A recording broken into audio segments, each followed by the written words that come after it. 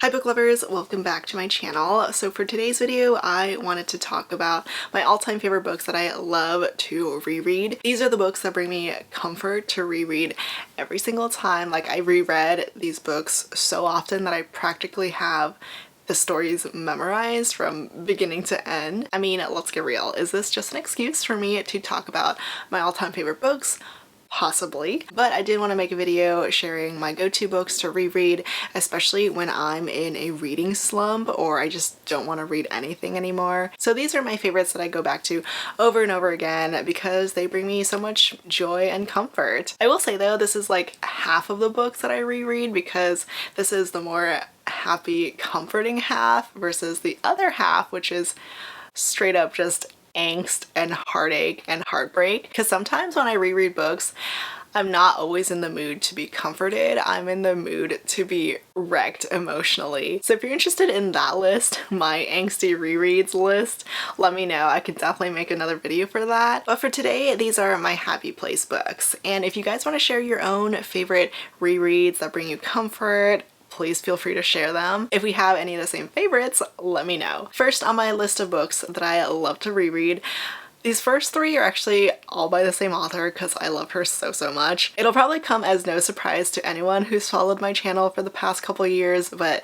it's Mariana Zapata. I reread so many of her books, but the one that stands out, the one that I have reread the most often, is Cruelty. This is honestly my favorite sports romance book ever. It's a soccer romance. Sometimes I will say this is my favorite romance book ever. It's just so good. It is long as hell, but so worth it. Like, every single page in this book, I love it. Every single scene hits so hard. I love the main characters too, like Sal, the heroine. She is so strong, so feisty. She is hilarious. She goes after what she wants. I just admire her character so much. So she is a professional soccer player and the hero is her new coach. Ray is this hot older German man who is the grumpiest grump. He is so perfect. He's like peak hot older man. I freaking love the banter between these two. They crack me up every single time I reread this book. They bring like a smile to my face, and I love the slow burn of seeing the hero become slowly so obsessed with the heroine and her being pretty clueless about it. They're just so entertaining to read every single time. So Cruelty, one of my favorite books to reread. It's definitely up there in terms of books that I've reread the most. And then the other two Mariana Zapata books that I reread a lot are The Wall of Winnipeg and Me and Wait for It. So Winnie is another sports romance of hers. It's football this time, not soccer, although we still do have another super grumpy hero because Mariana is the queen of grumpy heroes, and also slow burn. Van and Aiden are also fantastic in this one. Van used to be Aiden's assistant, but she got no love from him, so she quit. And now this grumpy football player is back and needs her help, so they end up in a marriage of convenience. They get married because Aiden is Canadian and he needs to stay in the US. And what I love the most about rereading this one is just seeing this closed off grumpy man who barely makes connections with anyone connect so hard with the heroine. She becomes his whole world and you can see it so clearly. Oh, I just love this so much. And then for Wait for It, I think personally this is one of Mariana's most underrated books. This one definitely doesn't get as much love as the other two that I talked about. I mean, yes, those two are more popular, but this one also deserves all the love too. It's got the single parent trope. So the heroine, Diana, she's been given custody of her two young nephews, who, by the way, are the cutest things ever. It's a fine line when you write kids in books because sometimes it can feel a little too over the top or unrealistic, but Josh and Louis are the most adorable things ever. I love them to death. The hero in this one is their neighbor Dallas, and he is, you guessed it, another grumpy hero. The family aspect in this one is so beautiful, so heartwarming. I loved seeing not just the relationship bloom between Diana and her nephews, but also the boys and Dallas too. So yes, these three books from Mariana I reread all the time. I also love to reread the Hidden Legacy series by Ilona Andrews. It's a 6-book series, but I reread mostly just the first 3. The first 3 books here are about the oldest sister, and then the next 3 are about the middle sister. So the oldest sister is Nevada. She is a private investigator, and this is a world where there are some pretty cool powers. It's a paranormal romance series. We have different houses, different powers, different levels of powers. It's crazy. And of course the hero is like one of the most powerful beings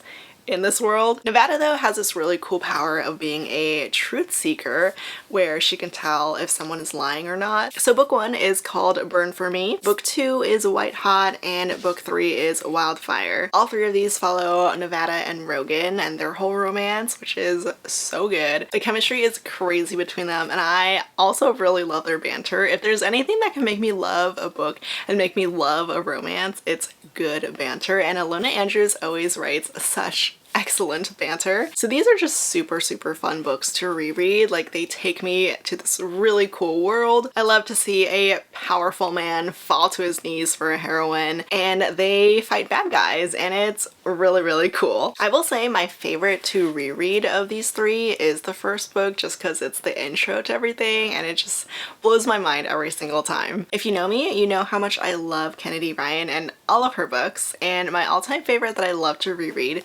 is my favorite book of hers, which is Blockshot. This is book 2 in the Hoop series, although each book in the series can be read as a standalone, and this one is Banner and Jared's romance, and every time I think about Jared, I just fall head over heels in love with him. This man is the definition of an obsessed hero who is determined to be with the heroine because he knows that she is the love of his life, and there's nothing in the world that can stop him from loving her and being with her, especially not her having a boyfriend. So yes, Jared might not be like the morally best, but as a hero, he's top tier. These 2 first met in college where they first felt a little spark, but they reunite again as adults, and they're both very well-known sports agents. Banner herself is such a queen. Every time I reread this one, I have such a big girl crush on her, but Jared 100% always steals the show for me here. I mean, the cover, the tagline, it says, "I saw you first, I had you first, I want you back." And I love a determined man, okay? Jared has me swooning every single time. Next up, it's not a favorites list of mine without some Lacey Kleypas, okay? So I have 2 books that I love rereading from her. The first one is Devil in Spring. I know this would come as a shock to a lot of people, but I love Devil in Spring more than Devil in Winter. Devil in Spring is like the 2nd generation of Devil in Winter, so we have the son's romance in this one. But I don't know, there's just something about Gabriel and Pandora that speaks to my heart. I just love rereading them all the time. I've definitely reread this one a lot more than Devil in Winter. So this one is a historical romance. It's part of the Ravenel series, book 3. The heroine, Pandora, is a bit of a wallflower. She actually designs board games, and she really wants to make that a business, which I think is super cool. She meets Gabriel one night and he is instantly charmed by her, because who wouldn't be? But she could not care less, which I personally think is so funny. I love this dynamic of the hero falling first. Part of the reason why I love Devil in Spring so much and why I reread it all the time is just the fact that Pandora is the type of heroine who's like, let me do my thing, and then Gabriel is like, okay, that's totally fine. I want you to do your thing. I support you fully 100%. Just let me be with you by your side while you do it. He becomes such a huge support of her, such a big protector. I just love them so much. And then the most adorable book of Lacey Kleypas's that I reread, and the one that makes me feel all the warm and fuzzies, is Love in the Afternoon. It's another historical romance from Lacey Kleypas. This one is book 5 in the Hathaway series. It's the last book in the series. Personally, I would read the series in order just because it follows a group of siblings, but you can technically read this one as a standalone.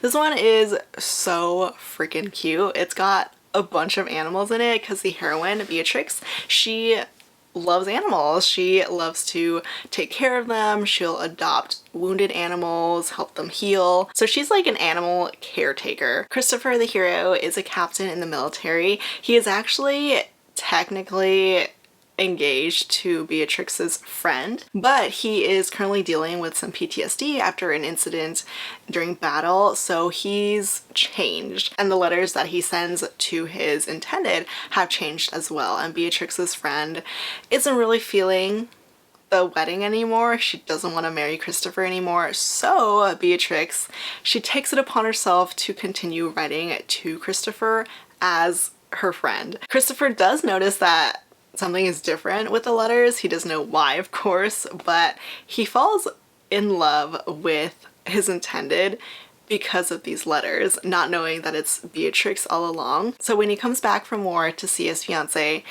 she's a little different than he thought. Beatrix, on the other hand, is calling to him, and these two are just so perfect for each other. I mean, first off, I love the whole epistolary thing, them writing letters to each other, falling in love through that. The secrecy too, that adds a little bit of angst, but I just think this book is so adorable. It warms my heart every single time I reread it, and there's one scene that I just love every time I come across it, and it's like the most random thing, but Beatrix has a hedgehog. Christopher is walking around the house and he sees the hedgehog on the floor. He scoops the hedgehog up and puts it in a safer place to make sure that no one steps on it, no one hurts it, and it's just the little things about this book and Lisa Kleypas books in general that makes her books so wonderful to reread. They're just so romantic. Another one of my favorite rereads is book 2 in a very popular fantasy romance series by a very popular fantasy romance author. You can probably guess who and what it is. It's A Court of Mist and Fury by Sarah J. Maas. I have this pretty dust jacket, so I have to show it off a bit, but I do have the OG cover. So this book is like the only book that I reread in the Court of Thorns and Roses series, and from SJM in general. This is the book that I reread, okay? It's the best book in the series for me and just my favorite book from SJM. Occasionally I will read this fat book from beginning to end, but I will skip to reread Favor Going to Valaris, the whole cabin in the mountain scene, and then them going to the night court. Just all the iconic scenes, all the spicy scenes. They really do live in my head rent-free. Another fantasy romance that brings me so much joy to reread is Beast in Shining Armor by Cassandra Gannon. This author is a very underrated author that I really wish more people read and more people loved because she's so good. Her fantasy romances are more on the comedic side and a lot of them are retellings. So this one is of course a Beauty and the Beast retelling. There are two types of beings in this world, the bad people and the good people. The hero is bad. He's also the prince of their kingdom, but people hate him and see him as this sort of beast. We have fated mates here, which is my absolute favorite thing about this book. I love the fact that the main characters, they have known each other since childhood. They were like elementary school classmates, and from the beginning, Avenant, the hero, has always known that Belle was the one for him, his fated mate. If you love longing and you love pining in your books, you will love this one. There's this competition that these two enter as contestants in order to win the crown, because unfortunately the hero lost his crown. So they're trying to win the throne along with a bunch of other contestants. It's just a very unique take on a Beauty and the Beast retelling, and it's so funny too. And once again, it's got an obsessed hero, and you know how much I love those. This next romance that I've reread so many times is one of the ultimate friends to lovers romances. I personally love that trope so much. And Beautiful Player by Christina Lauren is the perfect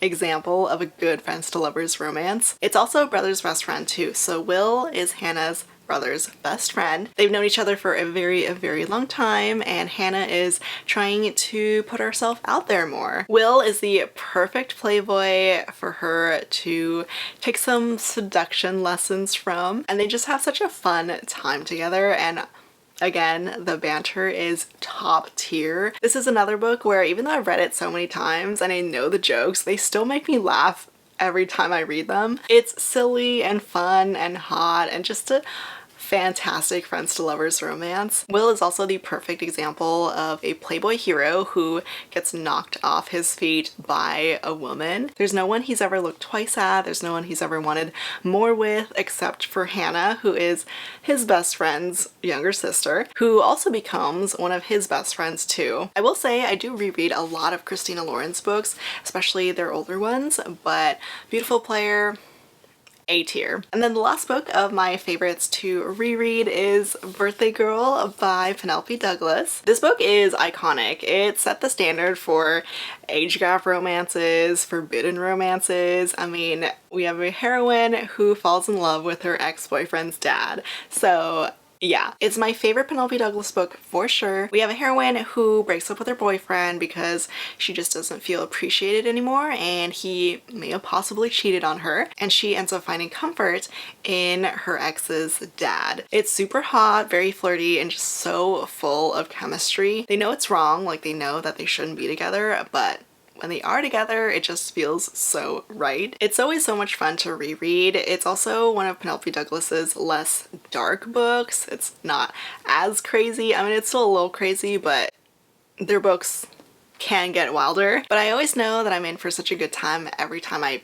pick this book up. And that is it for all of my favorite books that I love to reread. These are the books that I know so well, that I have them memorized, and every time I pick them up, it's like reuniting with a best friend. They bring me so much joy and comfort, and I think that we could all use a little bit of that right now. Like I mentioned earlier, please feel free to share your own favorite books that you love rereading. And as always, all the books that I mentioned will be down in the description below. Thank you so much for watching, and I'll see you all next time. Bye!